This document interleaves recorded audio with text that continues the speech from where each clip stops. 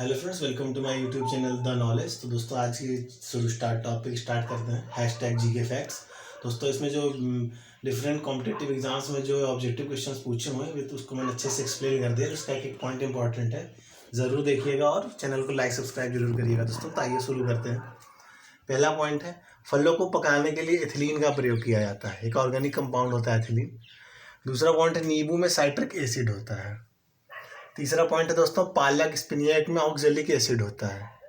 चौथा पॉइंट है दोस्तों, ओजोन का क्षरण क्लोरीन कंपाउंड मतलब दोस्तों जिसको CFC बोलते हैं, क्लोरोफ्लोरोकार्बन्स, उसके कारण होता है। ये चैन रिएक्शन होती है, chlorine plus ozone means monochloro oxygen, chlorine oxygen plus oxy plus O2, फिर ClO नेसेंट ऑक्सीजन के साथ क्रिया करके Cl प्लस O2 बनाता है। तो ये जो है दोस्तों प्रोसेस फिर से क्लोरीन बन गया। तो दोस्तों ये प्रोसेस फिर ये O3 से क्रिया करेगा और ओजोन का मॉलिक्यूल जो है वो कन्वर्ट होता रहेगा इन दोनों में, O में और प्लस O2 में, तो क्षरण होता रहेगा। दोस्तों ओजोन के क्षरण के लिए एक प्रोटोकॉल हुआ था, मॉन्ट्रियल प्रोटोकॉल 1987 में, तो ये बहुत फेमस है। ओजोन को मापने की यूनिट डॉप्सन होती है दोस्तों। अगला पॉइंट है दोस्तों, काऊ डंग गैस, जिसको बायोगैस भी कहते हैं या गोबर गैस, में मुख्यतः मीथेन गैस होती है। छठा पॉइंट है दोस्तों, बिजली के बल्ब में नाइट्रोजन गैस भरी होती है ताकि टंगस्टन के फिलामेंट में ऑक्सीडाइज ना हो दोस्तों, क्योंकि दोस्तों अगर ऑक्सीजन होगा तो ऑक्सीडाइज होकर उसका फिलामेंट चूरा बन जाएगा। नाइट्रोजन जो है दोस्तों वो हमारे एटमॉस्फेयर में कितनी परसेंट है, 78, और उसके बाद ऑक्सीजन कितना होता है, 21%। डेनियल रदरफोर्ड ने इसकी खोज की थी।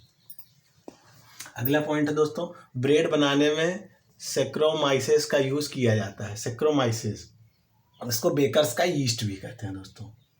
अगला पॉइंट है दोस्तों, यीस्ट का प्रयोग अल्कोहल के उत्पादन में किया जाता है। अगला पॉइंट है दोस्तों, फाइलेरिया नाम की बीमारी वॉर्म्स के कारण होती है। अगला पॉइंट है दोस्तों, टेस्टोस्टेरोन निकलता है लाइडिक सेल्स से। दोस्तों ये हार्मोन मेल प्रोडक्टिव सिस्टम में बनता है और ये क्या कहते हैं, पुरुषों में ताकत बढ़ाने के लिए टेस्टोस्टेरोन ये हार्मोन बहुत ज़रूरी होता है। अगला पॉइंट है दोस्तों, जो प्लैनेट्स होते हैं वो सर्कुलर ऑर्बिट में न लगाकर एलिप्स ऑर्बिट में लगाते हैं। इसकी खोज किसने की थी दोस्तों, जोहान्स केपलर ने। केपलर ने दोस्तों ग्रह होने के 3 नियम दिए थे, उसी में से एक ये है। दूसरा पॉइंट, अगला पॉइंट है दोस्तों, LEDs are made of gallium nitride, जिसे GaN भी कहते हैं। LED का फुल फॉर्म होता है दोस्तों liquid emitting diode. Emits light when current passes through it, मतलब LED में जब भी करंट पास होता है, इलेक्ट्रिक करंट, तो वो जो है लाइट पैदा करता है। अगला पॉइंट है दोस्तों, सफ़ेद रंग में 7 रंग होते हैं। ये दोस्तों हम लोग डिस्पर्जन ऑफ लाइट पढ़े होंगे, इंटर में प्रैक्टिकल होता था। सफ़ेद लाइट इधर से बीम में डालते थे पिन लगा के, और इधर दोस्तों विबजियोर पैटर्न होता था। तो सबसे ज़्यादा डेविएशन वॉयलेट कलर का, सबसे कम रेड कलर का। इसको बोलते हैं दोस्तों डिस्पर्जन ऑफ लाइट। इसकी खोज किसने करी थी, सर आइजैक न्यूटन ने। दोस्तों इसी इफेक्ट का प्रयोग एस्ट्रोनॉमर्स करते हैं गैलेक्सीज का पता करने में। अगर कोई गैलेक्सी लेफ्ट शिफ्ट की तरफ है मतलब वो हमसे दूर जा रही है, और अगर कोई ब्लू शिफ्ट हो रहा है तो मतलब वो हमसे पास आ रही है। अगला पॉइंट है दोस्तों, इकोसिस्टम में सबसे ज़्यादा ऊर्जा उष्मा के रूप में लॉस्ट हो जाती है। अगला पॉइंट है दोस्तों, bronze is an alloy of copper. Copper 88% और टिन 12%। अगला पॉइंट है दोस्तों, अटलांटिक ओशन का शेप एस के जैसा है। Busiest ocean in terms of commerce and trade. अगला पॉइंट है दोस्तों, ए पुसाइन जज of A high court is a जज अदर देन चीफ जस्टिस। पुसाइन का मतलब होता है दोस्तों, ये फ्रेंच वर्ड है, इसका मतलब होता है प्यूनी, और इंग्लिश में इसका मतलब होता है जूनियर। अगला पॉइंट है दोस्तों, world's largest mountain range above sea level Andes है दोस्तों, जो साउथ अमेरिका में पाई जाती है। इसकी लेंथ 7000 किलोमीटर है। ये इन देशों में पाई जाती है, वेनेजुएला, कोलंबिया, पेरू, बोलिविया, चाइले और अर्जेंटीना। इसका सबसे जो ऊंचा पॉइंट, वो हाईएस्ट पीक है, वो माउंट एकांकोगुआ है, जिसकी हाइट 7000 लगभग 7000 मीटर है। अगला पॉइंट है दोस्तों, ocean tides are smaller on the 8th day of waxing moon. क्योंकि ये 8th day of waxing moon में सबसे छोटा इसलिए होती है जो ज्वार भाटा आते हैं उनकी ऊंचाई, क्योंकि दोस्तों अर्थ, मून और सन ये एक दूसरे के रेक्टेंगुलर राइट एंगल्स पे होते हैं। तो जिससे जो होता है gravitational pull of sun and moon almost cancel each other, hence very low tides occur. अगला पॉइंट है दोस्तों, thermocline layer is the second layer of the ocean.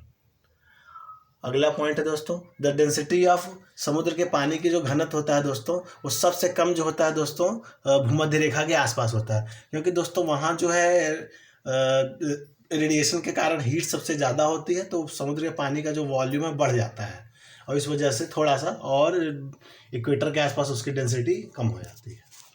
अगला पॉइंट है दोस्तों, एल्बे और Rhine river drain water into north sea. ये दोस्तों दो नदियां हैं लगभग जर्मनी, फ्रांस और उधर नीदरलैंड में बहती हैं, जो उसमें नॉर्थ सी में गिर जाती हैं। अगला पॉइंट है दोस्तों, the great canyon located in USA was carved out by Colorado river. अगला पॉइंट है दोस्तों, स्ट्रेट। दोस्तों ये पानी का एक संकरा मार्ग जो दो बड़े जमीन के टुकड़ों के बीच स्थित होता है और दो बड़े लार्ज वाटर बॉडीज को जोड़ता है। एग्जाम्पल दोस्तों, जैसे पाक स्ट्रेट है, भारत में नक्शे के नीचे आप देखेंगे भारत और श्रीलंका के बीच में पाक स्ट्रेट है, जो किनको कनेक्ट करता है, बे ऑफ बंगाल और गल्फ ऑफ मन्नार को। ठीक दोस्तों। अगला पॉइंट है, the Makassar straight is in Indonesia, it is an important regional shipping root in south east Asia. अगला पॉइंट है दोस्तों, इस्थमस। एक जैसे स्ट्रेट होता है दोस्तों, इसका जस्ट उल्टा इस्थमस होता है। ये स्थल का एक ऐसा सकरा मार्ग है जो दो बड़े जमीन के टुकड़ों को जोड़ता है और दो बड़े वाटर बॉडीज को अलग अलग करता है। सबसे फेमस दोस्तों एक इस्थमस है, इस्थमस ऑफ पनामा, जो नॉर्थ अमेरिका और क्या कहते हैं साउथ अमेरिका को जोड़ता है, और अलग किसको करता है, अंटार्कटिक और पैसिफिक ओशन को। अगला पॉइंट है दोस्तों, ये न्यूटन का ग्रेविटेशनल लॉ है दोस्तों फिजिक्स का, F equal to G m1/r²। अगर कोई बॉडीज r डिस्टेंस पे रखी होती हैं तो उनके बीच लगने वाला ग्रेविटेशनल पुल उनके मास के प्रोपोर्शनल होता है और डिस्टेंस के इनवर्सली प्रोपोर्शनल होता है स्क्वायर के। अगला पॉइंट है दोस्तों, 10 दिशाएं होती हैं दोस्तों जैसे, तो ये कभी कभी एग्जाम्स में पूछ लेता है। तो दोस्तों बाकी ये चार तो हम जानते हैं, नॉर्थ साउथ ईस्ट वेस्ट। ये चार थोड़ा कम जानते हैं लोग, ईशान, अग्नि, नैऋत्य, वायव्य और आकाश और पाताल, मतलब ऊपर नीचे।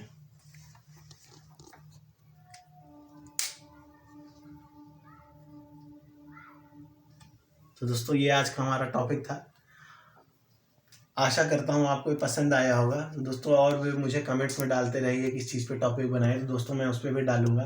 अभी मेरे पास कोई फिक्स टॉपिक नहीं, तो मैंने इस वजह से एक रैंडम बना दिया, इस पर भी सीखने लायक काफ़ी चीज़ें हैं। बाकी आप मुझको मोटिवेट करते रहेंगे, कमेंट्स और सब्सक्राइब करते रहेंगे दोस्तों, तो मुझे मोटिवेशन पूरा मिलता रहेगा। थैंक यू दोस्तों।